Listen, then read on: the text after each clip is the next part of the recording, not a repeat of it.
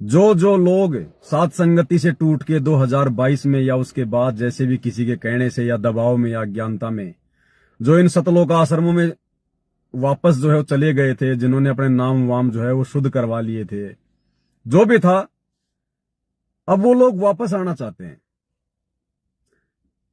क्योंकि उन्होंने देख लिया कि जो भक्ति की खुराक, जो आत्मा की खुराक सात संगति में थी, वो इन आश्रमों में नहीं है।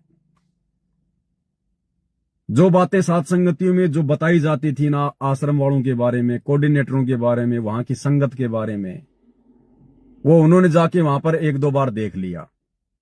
पहले तो उन्होंने सोचा कि पता नहीं भाई आश्रमों में तो क्या मिलेगा, तो उन्होंने आश्रमों में भी जाके देख लिया। बाबा जी की झोली में जेवड़ी, कुछ नहीं मिला उनको।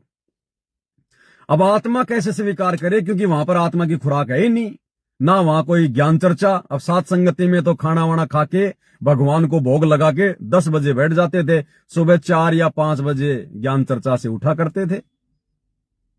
अब ना उन आश्रमों में संत रामपाल जी को भोग लगता, ना उन आश्रमों से जुड़ी हुई आत्माएं अपने घरों पे संत रामपाल जी को भोग लगाती, ना ज्ञान आधार से वहां कोई चर्चा है। दुनिया भर का पाखंड है, उनके आदेश में नहीं चलो तो आपका नाम खंड है, आप गुरुद्रोही है। तो अब उन आत्माओं की 2 साल में हालत ये हो गई है, ना वो घर के ना वो घाट के, और उन्होंने आश्रमों में भी जाना छोड़ दिया जो है ज्यादातर ने। अब इधर वो सात संगति में नहीं आ पा रहे, उनकी इच्छा तो है और तो रास्ता है ही नहीं, घर बैठ के भक्ति वो कर नहीं सकते क्योंकि काल फिर उनको ढसेगा। अब वो सात संगति में आना चाहते हैं, लेकिन अब उनको वो लोकलाज आ गई कि यार अब अगर सात संगति में वापस जाएंगे, मेरे पीछे तो 20 भगत गए थे, मेरे पीछे तो 15 भगत गए थे, अब अगर मैं सात संगति में जाऊंगा वापस तो वो भगत मुझे वो क्या कहेंगे। तो अब उनको लोकलाज आ गई, उनको आड़े। तो ये क्या होता है भाई और बहनों, अब उनको वापस आने का उनको तरीका बताएंगे। अभी भी उनको एक मौका है, ये दयालु भगवान है, अभी भी दास को एक प्रेरणा की है। अब उन्होंने जो गलती करी वो तो उन्होंने वो कर दी, और उस गलती की उनको सजा भी उनको भुगतनी जो है वो पड़ रही है। उनकी आत्मा स्वीकार नहीं कर रही कि हमने जो किया वो सही था। तो जैसे गुरुजी ने उदाहरण दिया कि जैसे छोटा बच्चा होता है, जेठ के महीने में, गर्मी के महीने में वो नंगे पैर वो घर से बाहर निकल लेता है। अब उसको नहीं पता कि बाहर क्या है, माता पिता तो उसको कह रहे थे कि बाहर मत निकलना, बाहर मत निकलना, लेकिन उसने देखा एक बार आश्रम में जाके देखो तो सही क्या है, सात संगति सात संगति, घर ही घर। तो वो बच्चा नंगे पैर बाहर निकल लिया। अब बाहर निकलते जेठ का महीना, जून की गर्मी, उसके पैर जड़े तो चिल्लाया। अब बच्चे के पैर कोमल, नए नए भगत थे सारे, अब बच्चे के पैर जड़े कोमल कोमल। अब 2-4 बार तो पैरों को ऊपर नीचे किया, लेकिन वो कितनी बार ऊपर नीचे करेगा। फिर गुरुजी ने कहा कि वो बच्चा फिर जमीन पे गिर गया। अब उसने वो चड्डी उसने पहन नहीं रखी होती क्योंकि वो छोटा बच्चा होता है, तो पहले तो जड़े उसके पैर और फिर वो नीचे गिरा, फिर जड़े उसके चुतड़। गुरुजी ने कहा, शब्द मैं नहीं कह रहा भाई, अब तुम्हें पता चल गया शरीर क्या है, शरीर की क्या अवस्था, हाड़ मांस का ये जो है ये पुतला है। चाहे उसको पिछवाड़ा कह दो, चाहे जो है उसको जो है मतलब जो मर्जी बोल दो उसको। तो मालिक ने यही शब्द यूज लिए, इसलिए मैं आपको बोल रहा हूं। तो पहले तो जड़े उसके पैर और बाद में फिर वो नीचे जो है गिर गया, फिर उस गरम गरम मिट्टी के ऊपर फिर जड़े उसके वो चुतड़। तो पहले तो इन भक्तों ने ये गलती कर दी सात संगति छोड़ के, और फिर चले गए उधर जाके देखा रहे, यहां तो कुछ नहीं है, कुछ भी लेना देना नहीं है यहां तो। अब उनकी स्थिति हो गई उस बच्चे जैसी। लेकिन माँ बाप तो बड़े दयालु होते हैं, दौड़ के उसकी आवाज को सुन के और उसको उठा के ले आते हैं।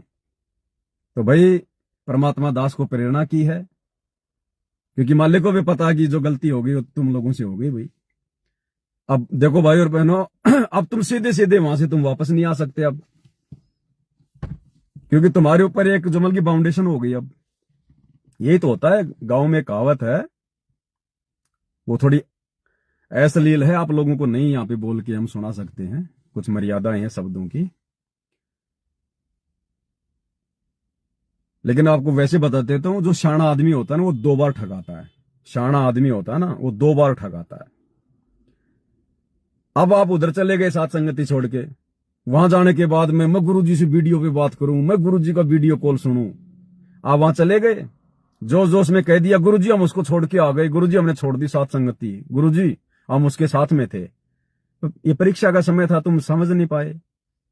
अब गुरु ने तुम्हारे को फिर क्या दिया आदेश, ये बच्चों वहां कुछ नहीं, कोई लेना देना नहीं, फलाना दिखना, नाम शुद्ध करवा लो और अपनी भक्ति करो, उधर मत जाना दोबारा। अब तुम आ नहीं सकते वापस। अब यदि, क्योंकि तुम्हारा मन तो उधर लग नहीं रहा, देख लिया तुमने, ज्ञान आधार है नहीं वहां पे, आत्मा की खुराक है नहीं, लेकिन तुम गुरुजी के आदेश में बंध गए। ये तुम्हारी शानपत ने तुम्हारे को पिटवाया है। शाना आदमी 2 बार ठगाता है, ये तुम्हारी शानपत। अब तुम्हारे को गुरुजी ने अपने शब्द में बांध दिया। अब अगर तुम बिना गुरु के कहे, अगर तुम, जब तक तुम्हें गुरु उधर से वापस नहीं निकालेगा, तब तक तुम यदि साफ संगति में आते हो तो फिर तुम हो दोगले, फिर तुम ना घर के ना घाट के, फिर तुम कहीं के नहीं रहोगे। क्योंकि अब तुम्हें गुरु ने बांध दिया कि बेटा नाम शुद्ध करवा ले और अपनी भक्ति कर, वो गलत है, सात संगतियां ऐसी है वैसी हैं। तुम गुरु के वचन में बंध गए। अब गुरु ही तुम्हें निकाल सकता, वहां से दूसरा रास्ता नहीं है। अब गुरु तुम्हें वहां से निकालेगा कैसे, वो प्रेरणा एक भाई को की, हमारे को, जो कि हमारा सत्सेवक भाई है हरिद्वार से, उन्होंने मुझे एक रिकॉर्डिंग भेजी अभी 2 मिनट की, वो भी सुनाऊंगा मैं आपको। क्योंकि देखो भाई और बहनों, जब दास लाइव आता है तो परमात्मा हर प्रकार से सारा मटेरियल भेज देते हैं। अब तुम्हें गुरु ही उधर से धक्के मार के निकालेगा तो तुम आ सकते हो, और गुरु तुम्हें धक्के मार के उस समय निकालेगा जब तुम्हारी वो तड़प बनेगी और तुम बारंबार अपने घर पे नाक रगड़ोगे, समय याचना करोगे कि गुरुजी नादानी हो गई, नादान बालकों परमात्मा माफ कर दो, कैसे भी निकाल दो परमात्मा मुझे वहां से, वापस मुझे साथ संगति से जोड़ दो। तो अब रास्ता क्या है उधर से वापस निकलने का। अब तुम यदि आश्रमों में जाओ, तुम्हें जाना पड़ेगा जब जब होंगे आदेश। अब तुम्हें कोऑर्डिनेटरों की भी माननी पड़ेगी, पीले पर्चों की भी माननी पड़ेगी। अब तुम उन आश्रमों में जाओ, आश्रमों में जाना पड़ेगा तुम्हारे को। अगर वापस साथ संगति में आना है तो तुम लोगों को आश्रम में जाना पड़ेगा। आश्रम में जाओ।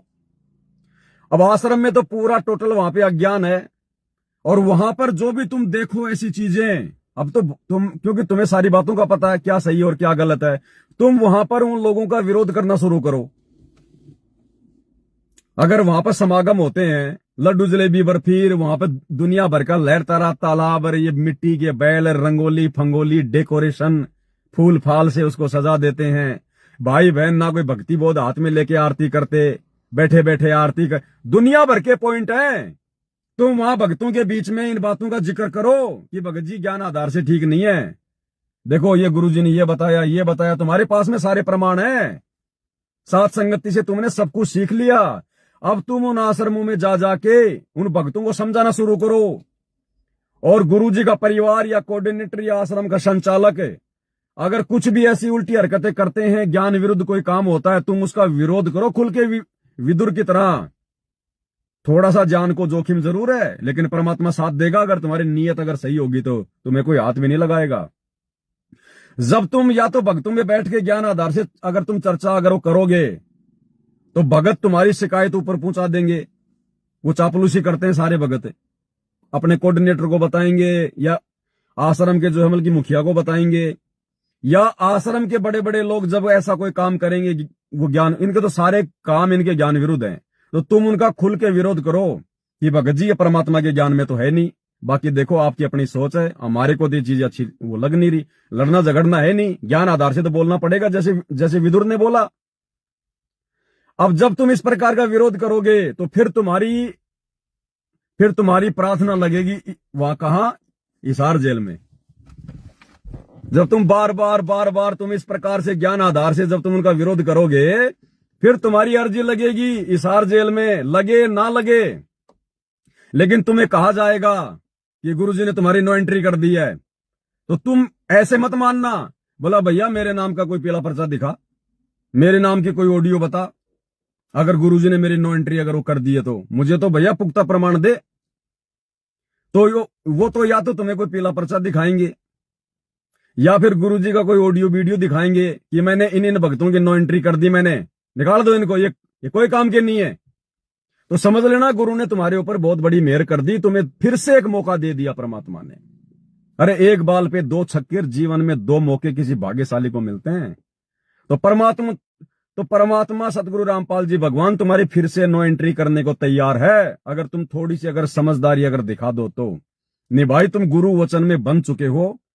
अगर तुम अपने गुरु के द्वारा, अगर तुम्हें आश्रमों से नहीं निकाला जाता है, और यदि तुम साथ संगति से जुड़ोगे, अगर तुम मुझ पवन दास के वीडियो भी देखोगे, तो भी तुम दोषी हो रहे हो, अपने गुरु जी के दोषी। क्योंकि मैं तो तुम्हें नहीं कहता कि मेरे वीडियो देखो, तुम साथ संगति में आ जाओ, नहीं। लेकिन जब तक तुम्हारा गुरु तुम्हारी वापस नो एंट्री ना करे उन आश्रमों से, और यदि तुम मेरे वीडियो देखोगे, तो फिर तुम दो नावों की सवारी कर रहे हो, तुम गुरु का वचन तोड़ रहे हो तुम।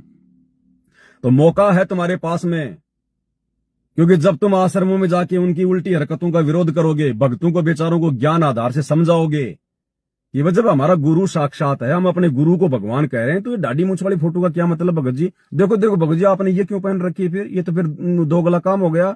गुरु गोविंद दो नहीं, दो समझे वो दो जग में जाई। और ना ये बोलता ना चलता, ना इसने नाम दिया ना ज्ञान दिया, ना हमारे कोई काम आएगा ये।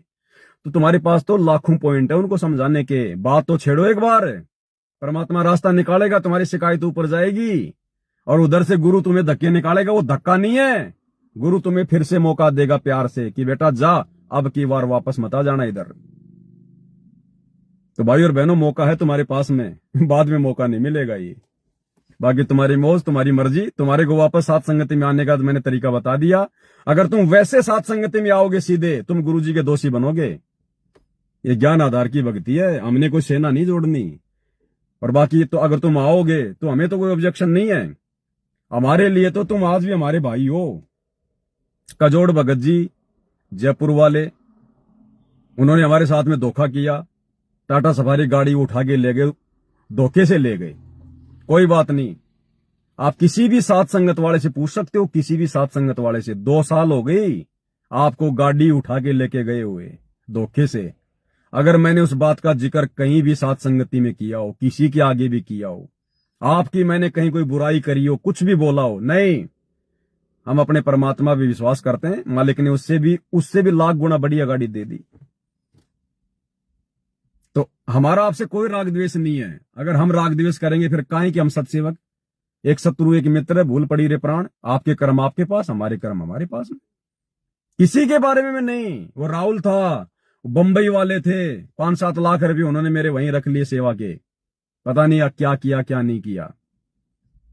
हमने किसी के बारे में कुछ नहीं कहा। खाली एक बार जिक्र मैंने जरूर किया, मैंने जेल से आते ही, क्योंकि भाई संगत का पैसा था, संगत की सेवा से आई थी गाड़ी, बताना तो जरूरी था।